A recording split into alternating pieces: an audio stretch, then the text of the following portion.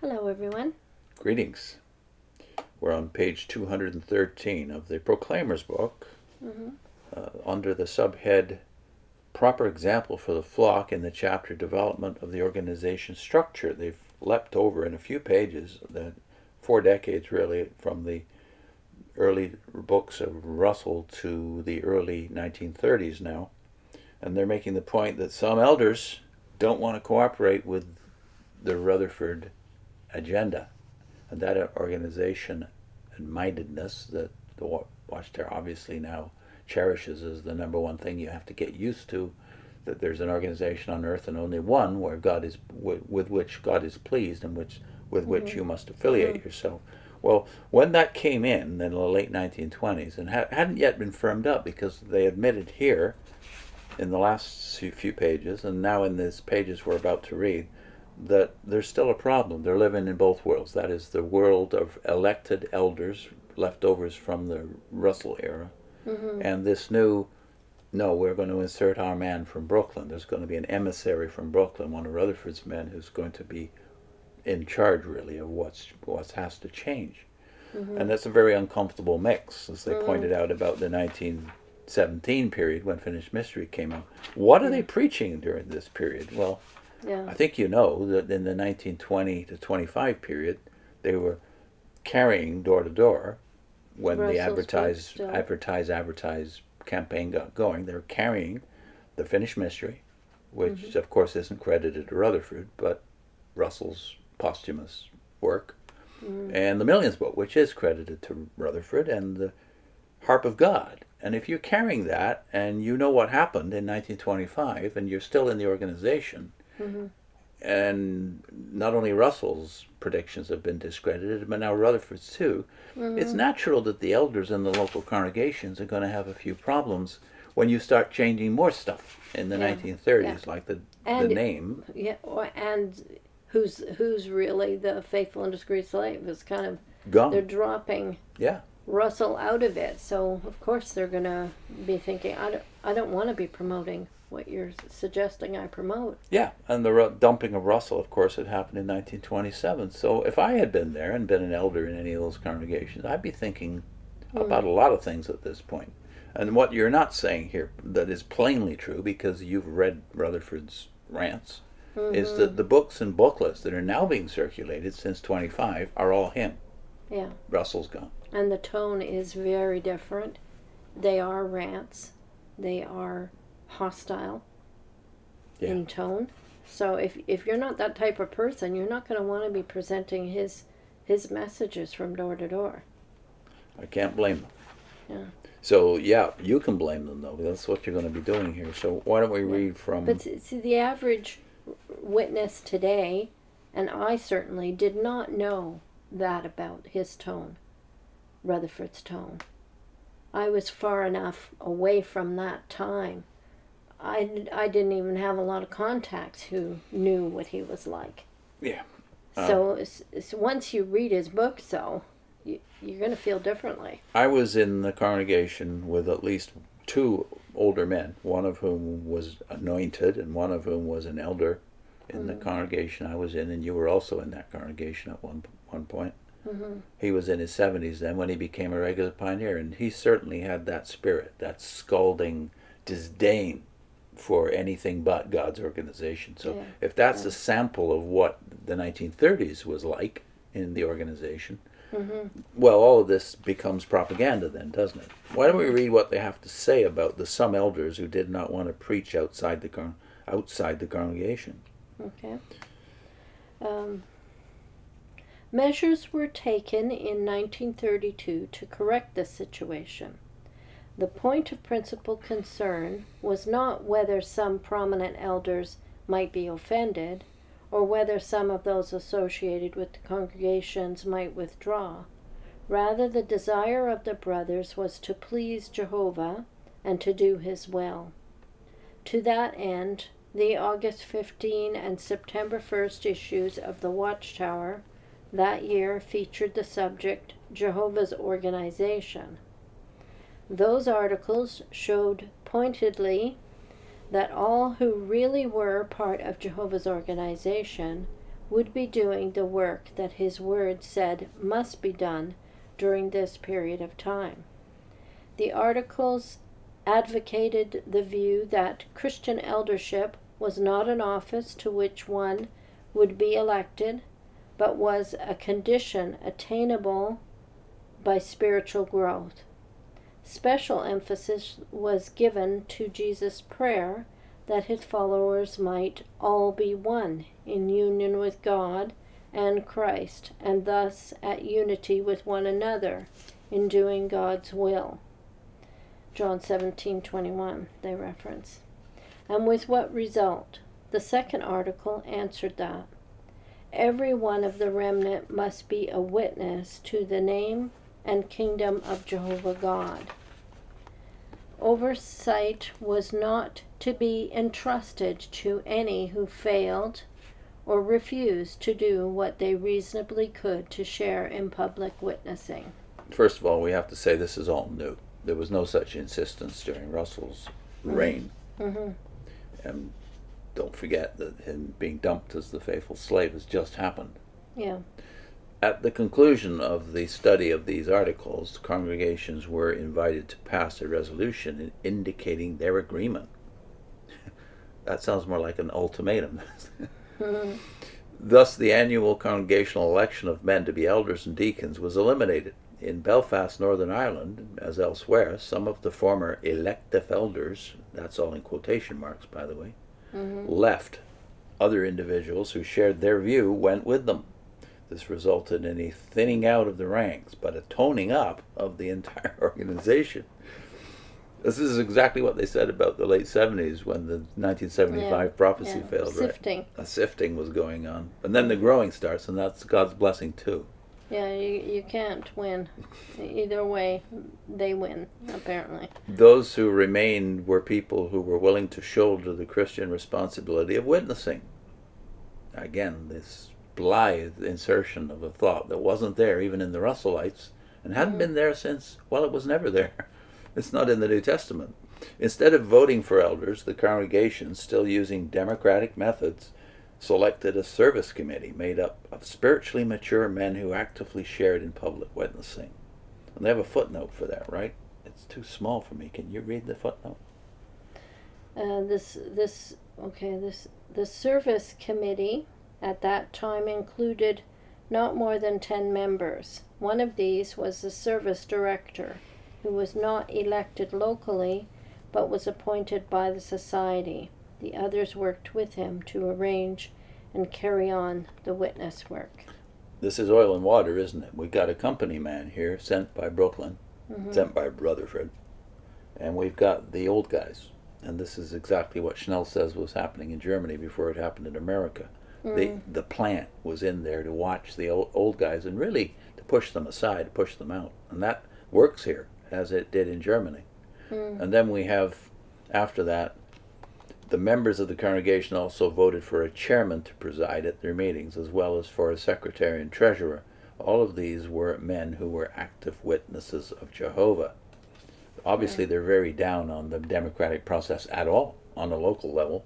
And finally, they say, with congregation oversight now entrusted to men who were interested not in personal position, but in doing God's work, bearing witness to his name and kingdom, and who were setting a good example by their own participation in it, the work moved ahead more smoothly.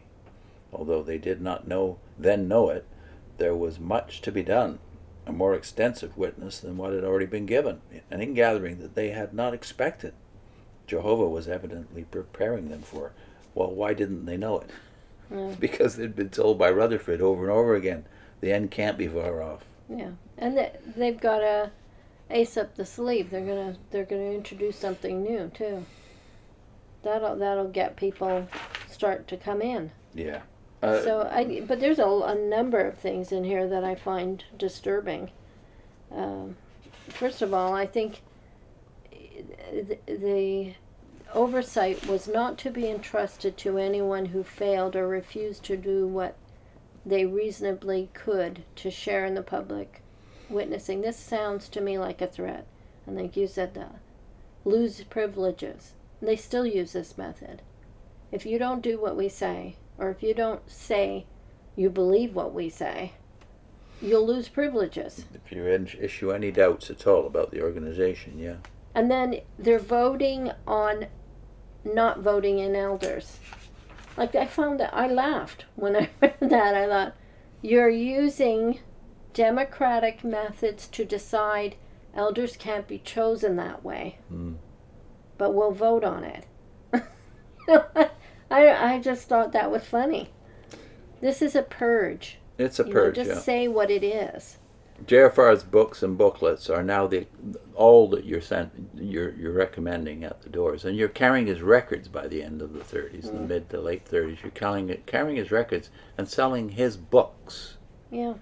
And what's the pretense? And what if they actually told you what those books said? For instance, Vindication, the 3-volume set that comes out that very year, 1932, 31-32.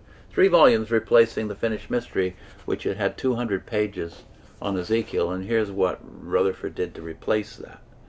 3 volumes on Ezekiel, Ezekiel alone. And what's the bottom line in these? Well, you need to get my books. I mean, this one's signed by Rutherford, but you know what it says about Rutherford in this book? All 4 books, this is talking about other books that were available from the late 20s onward, Prophecy, Light, and Life. Light, by the way, is a double volume on Revelation, also replacing the finished mystery. It says all 4 books are written by the world's foremost Bible scholar, Judge Rutherford, not even J.F., Judge Rutherford. It's farcical. It's sick. It's a joke. Yeah. Nobody reading any of Rutherford's books would call him a scholar. What you would call him is a very arrogant preacher, maybe.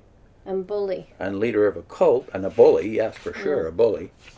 Yeah. But that's all hidden here, because Rutherford's personality is erased from these paragraphs. Yeah, you wouldn't know it. I mean, I didn't know what his personality was like when I was a witness, and they still don't know. If you want to know, go and get some of his books and just read his books, and you'll know what his personality was. And so all you were doing, and these faithful, spiritually mature men, as you call them, all they were doing was selling Rutherford's rants, because you weren't giving these things away free. You were charging for all of them. The Watchtower's wealth is based on its literature. From 1920s onward, it becomes the chief way of them raising funds, right? Not to mention the exclusivity, which involves bequests, of course. But Schnell, who was there during this entire period, William Schnell, in 30 Years of Watchtower Slave, despite the fact you talk about spiritually mature men, he says the level of literacy was abominably low. It was scandalous how low the level of understanding of the Bible was in these surviving Jehovah's Witnesses, because the ones who objected to that new name and brand were mostly the elders you're talking about here, who were leftovers from the Russell days. And they were quite literate. They were quite good at getting around the Bible, but you don't recover that level of literacy at all, really. But you don't even get close to it until Noah comes in 10 years afterwards and starts with the missionary school, Gilead, and the theocratic ministry school. So obviously the presidents who survived Rutherford, the next 2, Noah and Franz, knew there was something seriously wrong among Jehovah's people. Yeah, but here they're basically saying, how do you measure a person's spirituality? This is still somewhat true, at least it was when we were witnesses, is how much you do in field service. So how many hours you put on a piece of paper tells you whether or not you're spiritually mature. It's nothing to do with your understanding of the scriptures themselves. It's, do you really the ceiling is so low as to what you need to know as a witness. And of course, and you're unaware of it because you don't realize how much people outside of the organization know. Yeah, that's right. Your ceiling is basically, what you're learning to do is not learning the Bible. What you're learning is how to be a good salesperson, how to get the public to take your literature, how to speak, how to engage people, how to memorize a whole bunch of proof texts. That's not learning the Bible. That's learning proof texts. And that's all we did even in the Noah Franz era. Yeah. But the level was definitely better than Schnell and others talked about during this period, when basically all they were clones of Rutherford, except they didn't even have his fluidity when it came to scriptural But then even proof. in our day, it's what does the Watchtower teach about this? Mm-hmm. This is what you learn how to do. You know what the teachings are of the Watchtower, and that's what you're presenting to people. And by the You're way, not engaging them in verse by verse study of the Bible. And today is, of course, much worse, isn't it? We're Yeah. told that they're not even interested in engaging in conversations or dialogue. Yeah. Where they were in my day, Peter and those elders I just told you about, and all the other belligerents that I hung around with, and I was a little embarrassed by them sometimes. But at least I could say they were trying hard, and they could find their way around the Bible, and they were willing to talk to people. Yeah. One thing we have to insert again here, though, is more than hinted at when they get to thinning out and toning up, i.e., the numbers were stagnant during this period. They weren't growing really anywhere. Mm-hmm. It was a slight growth because the numbers had fallen off after 1925 quite seriously. Mm-hmm. And apparently 3/4 of them were gone by 1932. And then it starts to go up again, but quite slowly. It only really takes off when Nathan Knorr comes in and turns it into a real business. Yeah. With a much better method, by the way, not nearly as belligerent as the Rutherfordites. I also found in that last paragraph that we read, there's the way they write it is to slander the people who left and to read their hearts and know why they left. Yeah. So they say, with congregation oversight now entrusted to men who were interested in not personal position but in doing God's word. Well, just turn that over. What you're saying is everyone who left were only interested in a position.